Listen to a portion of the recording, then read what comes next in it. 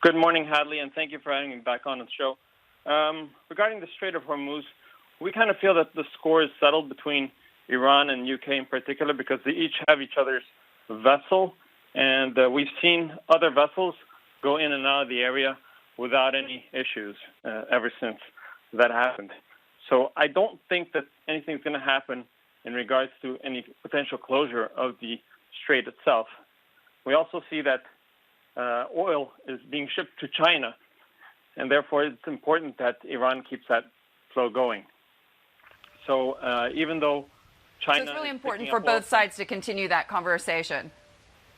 Absolutely. But one of the interesting things that I noted when I was speaking to the folks that are members of the Fifth Fleet, the Rear Admiral essentially saying to me there, you know, we do have interactions with Iranian vessels, with other military craft, of course, as we transit this area, these sea lanes. But at the end of the day, when we talk about what's going to happen next, obviously we were looking for global partners. And I asked him, you know, could we see China getting on board here, for example, or other Asian countries who are receiving the crude that comes out of the Persian Gulf area? And could we see them ponying up when it comes to cash or a further military presence? And he said, you know, all options are on the table. Is that something that you factor in?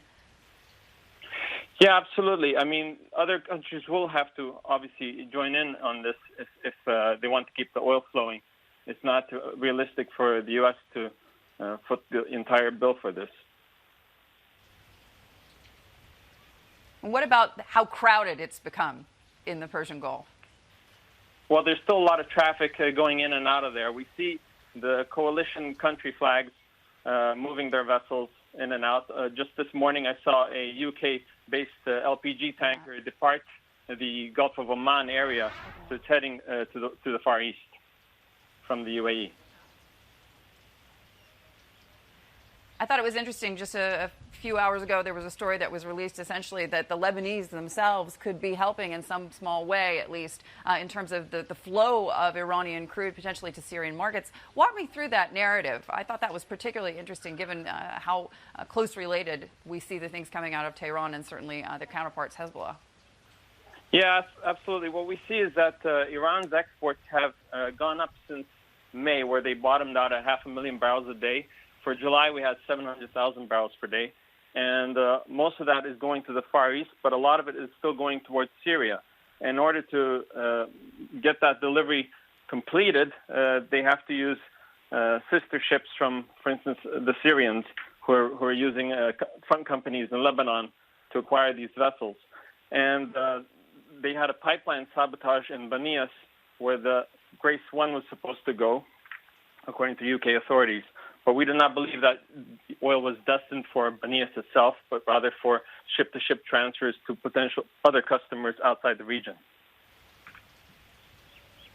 And walk me through what you see as the Saudis' role in all of this, because we have talked a lot about countries in Asia really starting to pony up, at least militarily, or at least potentially being part of this Operation Sentinel, for example.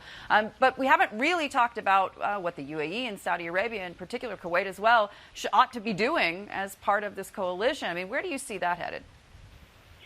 Well, the coalition is one thing. I mean, they have some Navy capacity, but right now Saudi Arabia is busy shipping to the Far East because they're picking up on where others are slipping behind. They've also cut down their exports to the United States dramatically while also boosting to their record level to China. We saw 1.8 million barrels per day leave in July, which is up from 1.4 in June. So that's the peak that we've ever seen.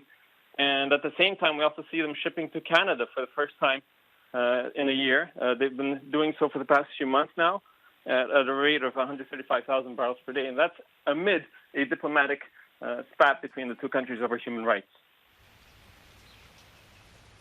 And Samir, final quick question for you. At the end of the day, I mean, what do you see as the most common misperception here? Because I know that you deal with a heck of a lot of misperceptions, at least on Twitter, when it comes to just how crowded the Strait of Hormuz and the Persian Gulf is today. I think the issue is that right now there should be a focus on destabilization, or de-escalation of the current tensions. I think that can only be settled by a tanker swap.